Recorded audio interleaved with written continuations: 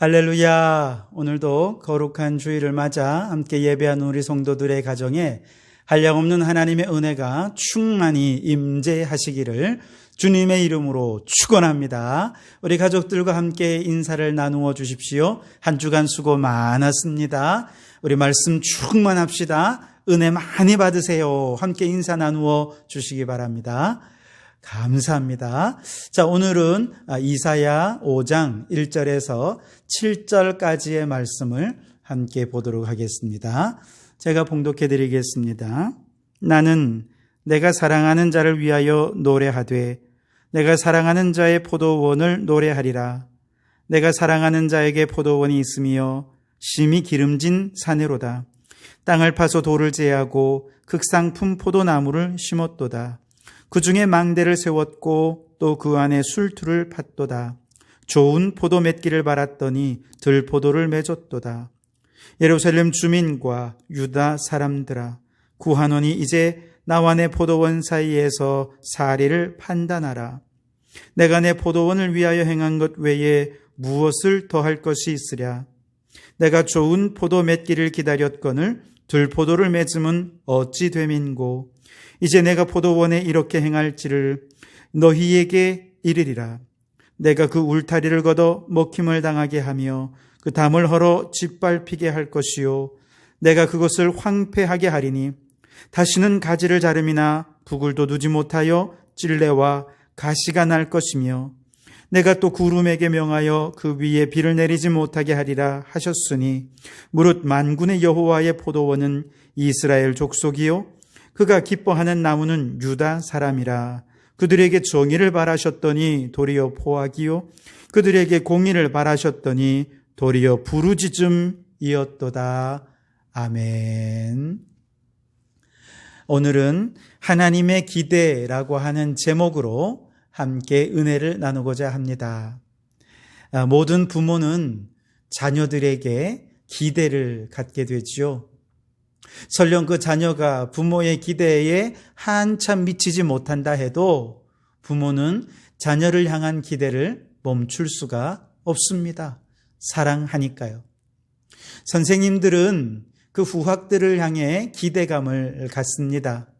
비록 지금은 공부도 못하고 늘 말썽만 부리는 그런 제자라 해도 선생님은 이런 아이들도 후에 크게 되어서 TV는 사랑을 싣고 이런 데 나와서 선생님을 찾지는 않을까, 그런 기대감을 가지고 그 아이들을 향한 기대를 멈추지 않게 되는 것이죠. 마찬가지로 하나님은 오늘 우리 믿음의 사람들을 향해 기대를 가지고 계십니다. 비록 우리의 믿음과 우리의 신앙이 하나님의 기대에 한참 못 미치는 연약한 믿음이고 늘 불순종하며 마귀에게 져서 넘어지는 참 부족한 우리들이지만 그래도 하나님은 우리들을 향한 그 사랑과 기대를 멈추지 않으십니다. 왜냐? 우리를 사랑하시기 때문에 그렇습니다. 정상적인 부모라면 아무리 그 자녀가 공부를 못해도 아무리 실력이 없고 잘하는 것 하나 없어도 심지어 몸에 장애를 입고 모든 사람들이 다 포기해버린 그런 자녀라 하더라도 부모만큼은 그 자녀를 절대 포기하지 않는 것처럼 하나님은 우리가 아무리 죄인이고 아무리 절망 가운데 있는 자들이라 할지라도 하나님은 절대로 우리를 포기하지 않으시는 줄 믿으시기 바랍니다. 하나님께서 절대로 우리를 향한 기대와 믿음을 멈추지 않으시는 줄 믿으시기 바랍니다. 그리고 그 기대가 끊임없이 우리에게 온다는 사실을 믿는다면 이것이 우리에게 희망이 되어서 절망의 자리에서 언젠가 일어나게 될 것이고 그것이 희망이 되어서 우리는 다시 도전하는 삶을 살게 되어서 하나님의 기대를 이루는 자들로 서게 될 것입니다. 오늘 우리가 읽은 이사야서 5장의 말씀은 하나님께서 이스라엘 백성들에게 기대를 가지고 계시다 하는 것을 시와 혹은 노래로 표현한 것이 오늘 본문의 말씀입니다. 그 내용은 이렇습니다. 하나님께서 이제 비유로 말씀하신 건데요. 사랑하시는 그 하나님의 산에 이스라엘이라고 하는 아주 비옥한 포도원이 있습니다.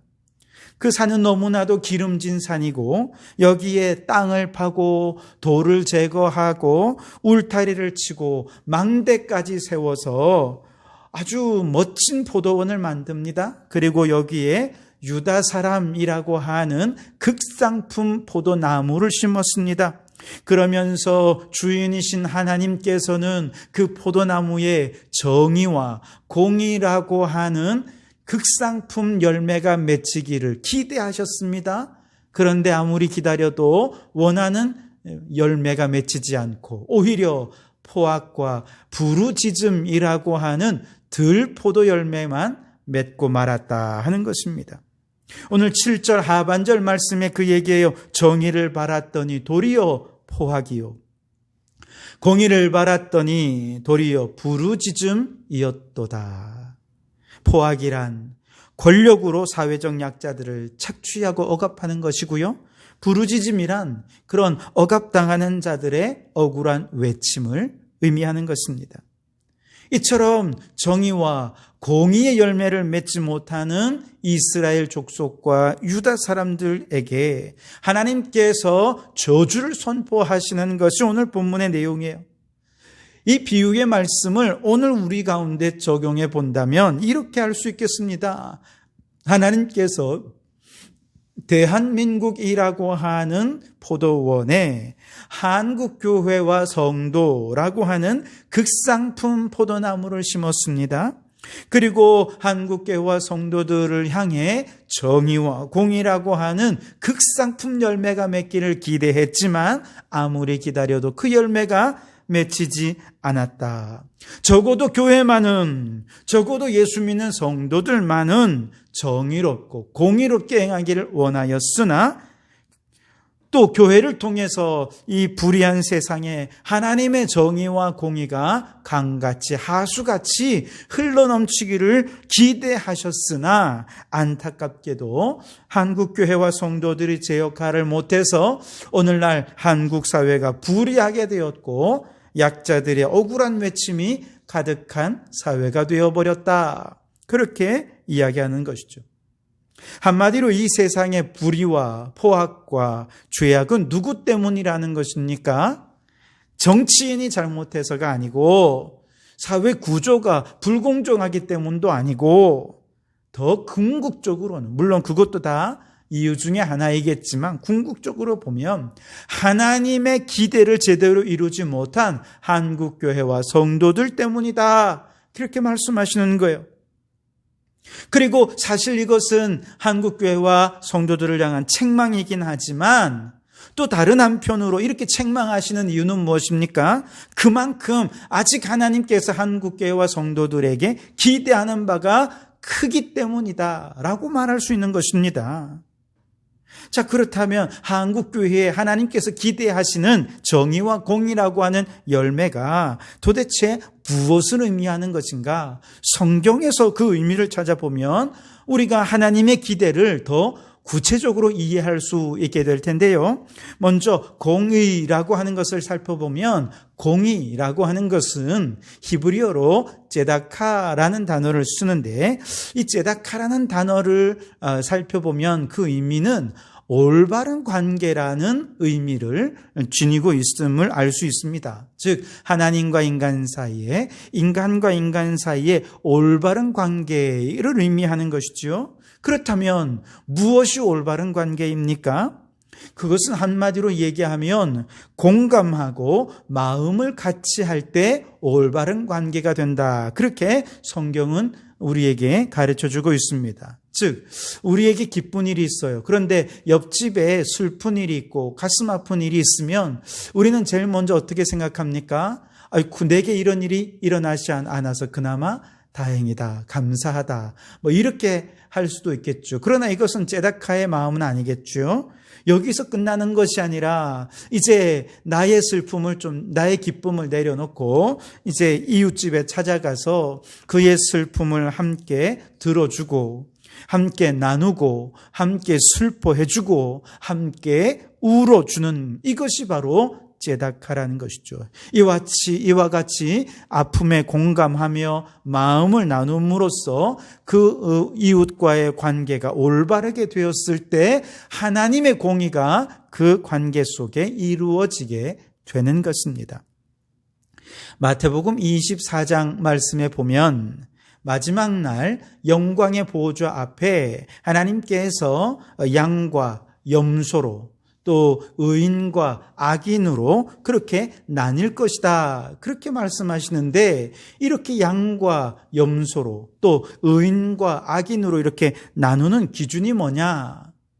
주일일 때 먹을 것을 주고 목마를 때 마시게 했고 나그네 되었을 때 영접했고 헐벗었을 때 옷 입히고 병들었을 때에 돌아보고 옥에 갇혔을 때에 와서 찾아오는 이런 ጼ다카, 그 ጼ다카의 마음이 충만한 그 사람이 의인이고 바로 이런 의인들이야말로 영생에 들어가게 될 것이라는 거예요. 반면에 거지 나사로와 부자의 비유에서 이 부자가 영벌에 처해지게 된 이유가 뭐냐? 집 앞에 있는 거지 나사로의 고통과 슬픔에 아무런 공감도 하지 못한 채 혼자 스스로 늘 호의호식하면서 즐겼던, 늘 연회를 베풀며 즐기기만 했던 바로 그것, 째닥하지 못했던 죄 때문에 그가 영벌에 처해지게 된 것입니다. 째다카의 마음은, 이런 공감의 마음이 실현되는 것은 구제를 통해서 또 자선을 통해서 혹은 기부 이런 것들을 통해서 실현이 될 수 있겠죠. 그러나 단순히 구제나 기부 그 자체가 째다카가 아니라 그 이면에, 기부를 하는 그 이면의 마음 속에 고통당하는 이웃을 공감하는 마음을 갖는 것, 그래서 그 사람들과의 관계 속에 올바른 관계를 회복하고 하나님이 기대하시는 공의로움이 그 가운데 이루어지게 되는 이것이 째다카라는 것이죠. 오늘날 우리나라를 관통하는 핵심적인 이슈 중에 하나가 째다카일 수 있겠습니다. 왜냐하면 사회 지도층의 공감 능력 부재로 인해서 이 사회가 점점 공정한 기회가 박탈되고 있기 때문에 그렇습니다. 그래서 많은 사람들이 이 일로 인해 분노하고 허탈감을 느끼고 있지요. 사회 지도층의 자녀들은 부모 찬스를 써서 학교에도 유리하게 진학하고 군대도 편히 갔다 오고 그러면서 자기들만의 기득권을 지키고 그 부와 기득권을 대물림하고 그러다 보니 오늘날 이 사회가 양극화가 점점 더 심해지고 있는 이것이 오늘날 한국교회의 현실이 아닙니까? 한국 사회의 현실이죠. 한창 갑질이 얼마나 문제가 되었습니까? 왜 이렇게 가진 자들의 갑질의 현상이 일어나느냐? 을에 대한 공감 능력이 없기 때문에 그렇습니다. 모든 것이 풍요로운 상류층 사람들이 가난과 기회의 박탈의 고통에 신음하는 사람들에게 공감하지 못하는 것이 오늘날 이 사회의 가장 큰 문제라는 것이죠. 이런 공감 능력을 상실한 사람들이 자신의 기득권을 바탕으로 국회에 들어가니 서민들을 향한 정책이 나올 수가 없어요. 이런 사람들이 이 나라 행정의 요직을 차지하고 있으니 서민들을 섬기며 구석구석 돌아보는 행정이 나올 수가 없고 이런 사람들이 이 나라의 경제를 좌지우지하고 있으니 불공정한 경제에 무덤덤해질 수밖에 없는 것입니다. 그 모든 이면에 연약한 자들의 슬픔과 아픔과 억울함에 공감하지 못하는 그런 째다카할 줄 모르는 마음이 있기 때문이라는 것이죠. 어쩌다가 이런 문제가 생겼느냐? 그것은 결국 한국교회와 성도들이 하나님의 기대를 채우지 못했기 때문에 그렇습니다. 오늘날 째다카의 마음, 공감의 마음을 잃어버린 이 사회 속에서 하나님께서 한국교회에 그리고 성도들에게 다시 한번 기대하는 바가 무엇이냐? 이웃의 아픔에 공감해 주라는 것입니다. 슬픔을 당하는 자들, 억울한 일을 당하는 자들의 고통과 억울함에 공감해 주고 갇힌 자, 배고픈 자들을 돌아보는 마음을 갖는 것, 이것이 주님이 한국교회와 성도들에게 기대하는 것인 줄 믿습니다. 여러분, 한국교회와 성도들이 이제 이 사회의 아픔을 끌어안고 연약한 자들, 또 소외된 자들과 공감하는 그런 성숙한 모습이 있기를 바랍니다. 그래서 우리 하나님의 기대를 채워드리는 공의로운 교회가 될 수 있게 되기를 주님의 이름으로 축원합니다. 그리고 두 번째로 하나님이 한국교회와 성도들에게 기대하시는 것은 정의죠. 이 정의는 히브리어로 미슈파트라고 하는데 이것은 재판의 판결을 통해서 실현되는 정의를 의미합니다. 앞서 제다카의 마음으로 이웃의 아픔과 고통과 슬픔에 공감을 했다면 여기서 끝나는 것이 아니라 타인이 당한 억울한 일, 그들이 당한 고통의 문제의 원인이 뭔가 하는 것을 파악하고 그 문제의 원인을 제거하기 위해 재판에 호소하고 신원해서 결국 재판을 통해서 그 판결이 내려져서 악인이 심판을 받고 억울한 일을 당한 사람은 억울함이 풀어지고 고통당하는 자들은 고통에서 해방될 때 비로소 하나님의 정의가 실현되었다, 이렇게 말할 수 있는 것입니다. 5년 전 우리 교회가 이곳 화성상가에 입주했을 때 전임 번영회장과 관리소장의 비리로 인해 과도하게 많은 관리비가 청구되고 있었고 이 상가에 있는 많은 업주들이 신음을 하고 있었습니다. 우리 교회도 예외가 아니었죠. 다들 그저 이상하다, 힘들다 이런 의심의 마음들은 있었지 이걸 나눌지 못했는데, 그런데 이런 나눔의 순간들이 있었고 업주들에게 동일하게 단식하는 하소연을 듣게 되었고 여기에 공감하게 되었고 함께 아파했습니다. 찌닥한 것이죠. 그런데 여기서 끝난 것이 아니라 이제 이 문제를 해결하기 위해 그동안의 관리비 영수증들을 한번 다 모아가지고 뭐가 문제가 있는지를 찾아본 거죠. 그리고 이제 총회를 소집하려고 했는데 번영회장과 또 관리소장이 총회로 모이는 걸 싫어하는 겁니다. 그래서 협조가 안 되는 거예요. 그래서 일일이 업주들을 다 찾아다니면서 3분의 2의 동의를 받아서 겨우 총회를 열었습니다.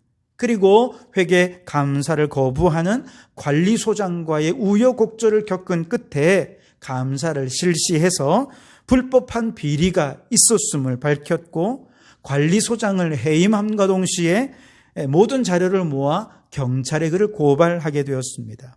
그 후 관리 형태의 변화를 통해서 관리비는 이전의 절반 수준으로 떨어졌고 관리비 문제로 신음하던 상가업주분들의 신음소리도 사라지게 되었습니다. 하지만 여전히 불의한 관리소장에 대해 사법적인 판단은 아직도 이루어지지 않고 있습니다.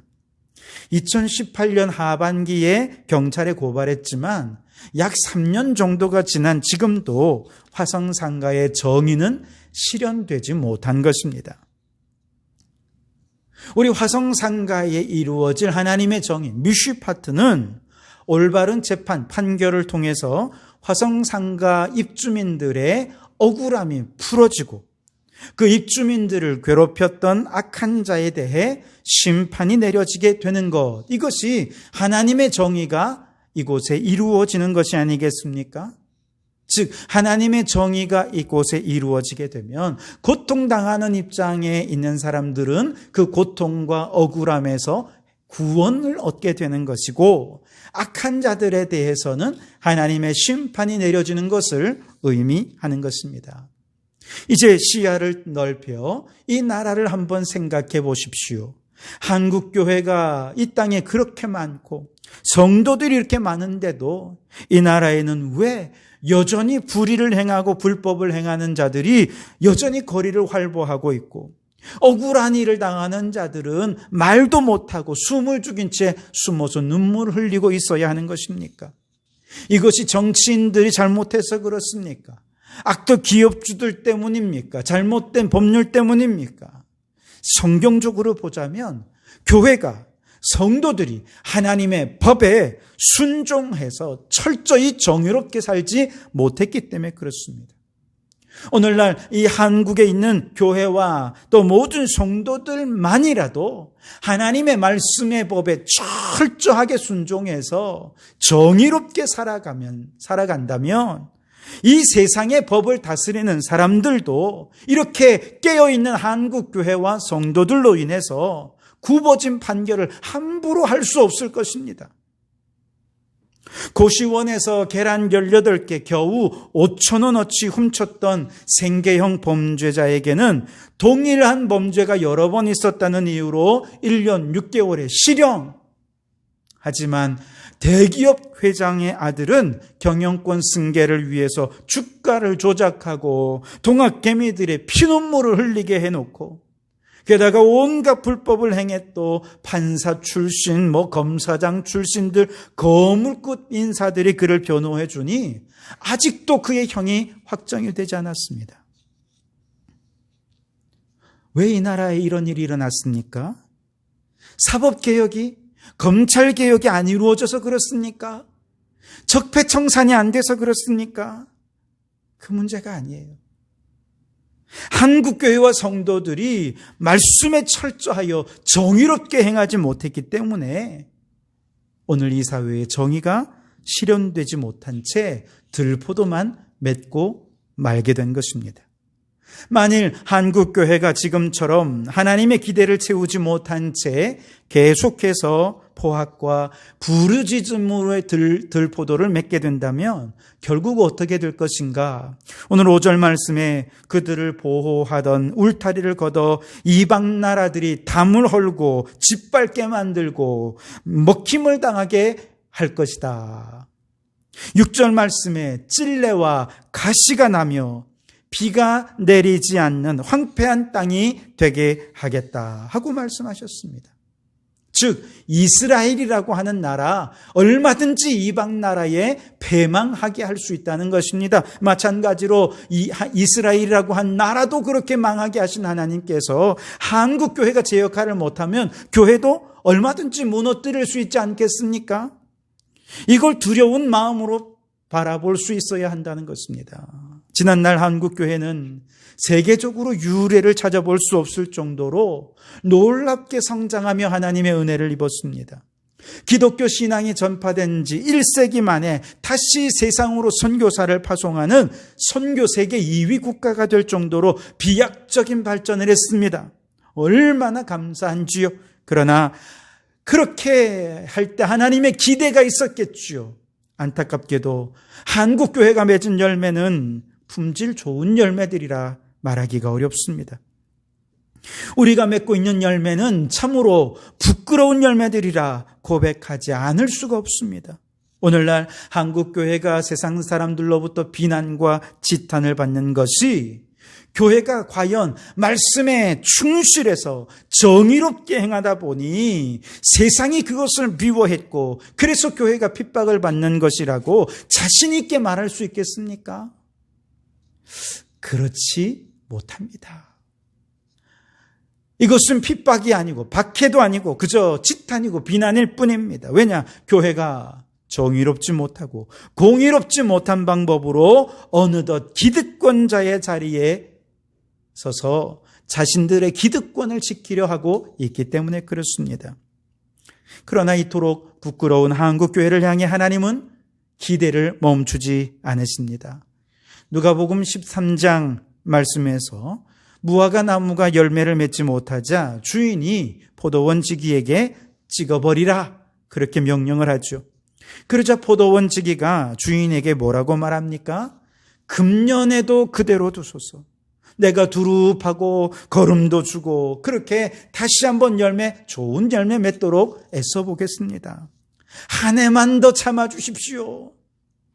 그렇게 예수님께서 오늘날 한국교회의 뿌리에 도끼가 놓여져 있고 한국교회 성도들의 신앙의 뿌리에 심판의 도끼가 놓여져 있을 때 예수님께서 한 해만 더 참아달라고, 기다려달라고, 이 한국교회를 향해 포기하지 말아달라고 요청하셨기 때문에 아직 우리가 이렇게 살고 있는 것입니다. 안 그러면 벌써 심판되어 버려 영벌에 처해져 버리고 말았을 것입니다.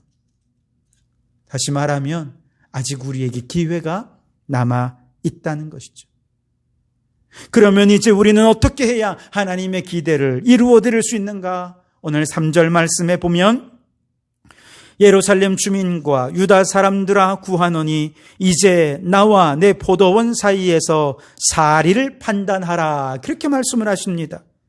여기서 사리를 판단하라는 말씀은 현재 상태가 어떤지 깨달으라는 것이죠. 그런데 그 현재 상태를 어떻게 깨닫느냐? 나와 포도원 사이에서 사리를 판단하라. 즉 나, 하나님, 그리고 포도원, 이스라엘이죠. 하나님을 기준으로 해서 이 이스라엘이라고 하는 포도원이 얼마나 타락했는지, 얼마나 죄인된 자인지 꾸준히 자신을 하나님을 기준으로 살피고 그러면서 그들의 현재 상태를 깨닫고 이제 하나님께로 돌이키라. 이것이 사리를 판단하라 하는 말씀의 의미인 것입니다. 하나님, 공의로운 하나님처럼 우리는 이 세상의 가난하고 헐벗은 자들과 공감하는 교회인지 하나님을 기준으로 판단해 보라는 거예요. 세상에 억울하고 고통당하는 자들의 아픔에 참여하는 성도들인지 하나님을 기준으로 돌아보고 성찰하고 판단해 보라는 거예요. 그래서 다시금 공감하는 교회로, 공감하는 성도로 거듭나라는 것이죠. 하나님을 기준으로 말입니다. 정의로우신 하나님 기준으로 하나님의 말씀의 법으로 우리가 재판하고 판결해도 혹시 우리 안에 불함이 전혀 없는, 그래서 말씀에 철저히 순종하는 교회인지를 돌아보고 다시금 우리의 현재 상태를 분명히 깨달아서 말씀의 원칙에 철저한 교회와 성도들로 거듭나라. 이것이 사리를 판단하라 하는 의미인 것입니다. 이렇게 하나님께로 돌이킨, 사리를 잘 판단해서 하나님의 기준에 합당한 자로 하나님께로 돌이킨 교회와 성도들의 삶에 이 세상에 빛이 되고 그러한 삶이 이 세상에 소금이 되어서 불의한 세상을 정의와 공의가 가득한 하나님의 나라로 변화시키게 되어 줄 것입니다. 나와 포도원 사이에서 사리를 판단하라. 하나님의 기준에 합당한 삶인지 성찰하고 돌이키라는 것입니다. 그러나 여러분, 이러한 변화는 내 힘으로 가능합니까? 그렇지 않습니다. 오직 성령으로만 가능합니다. 성령님이 내 안에 오셔서 내 삶의 주인 되어 주실 때 내 안에 타인의 아픔을 공감하는 마음이 생겨납니다. 성령님이 내 안에 오셔서 말씀대로 살아갈 수 있는 힘을 주실 때 말씀에 순종하여 정의를 이루는 삶을 살게 되는 것이죠. 그래서 여러분, 성령 충만하십시오. 그러면 사랑 충만하게 되고 그러면 말씀 충만하게 될 것입니다. 오늘날 참으로 이 한국, 이 대한민국이라고 하는 이 포도원에 한국교회와 성도라고 하는 극상품 포도나무를 심어서 하나님은 정의와 공의를 기대하고 계십니다. 이제 한국교회와 또 성도들이 하나님이 정말로 기대하시는 이 정의와 공의를 강같이 하수같이 이 땅 가운데 흘려보낼 수 있도록 날마다 하나님을 기준으로 우리의 삶을 돌아보고 판단해서 하나님의 기대를 이루어가는 그런 우리 성도들이 될 수 있게 되기를 주님의 이름으로 축원합니다. 기도하시겠습니다. 오 하나님, 대한민국이라고 하는 포도원에 한국교회와 성도라고 하는 극상품 포도나무를 심으시고 정의와 공의의 열매를 기대하시니 참으로 감사합니다. 비록 하나님의 기대를 채워드리지 못한 부끄러운 우리들이지만 아직 그 기대를 거두지 않으시고 다시 한번 기회를 주시니 감사합니다. 하나님 앞에서 사례를 판단하여 하나님의 기준에 합당하게 돌아서게 하옵소서. 먼저 한국교회와 성도들에게 공감의 마음을 허락해 주옵소서. 세상의 연약하고 억울한 자들의 아픔에 깊이 공감하며 함께 웃고 울고 아파하며 하나님의 공의를 이 땅 가운데 이루게 해 주옵소서. 또한 말씀에 순종하여 말씀의 정의가 이 땅에 실현되도록 말씀으로 살아내는 저희들이 되게 해 주옵소서. 그리하여 하나님의 기대를 이루며 세상의 빛과 소금으로 살아가는 교회와 성도들이 되게 해 주시옵소서. 예수님 이름으로 기도하옵나이다.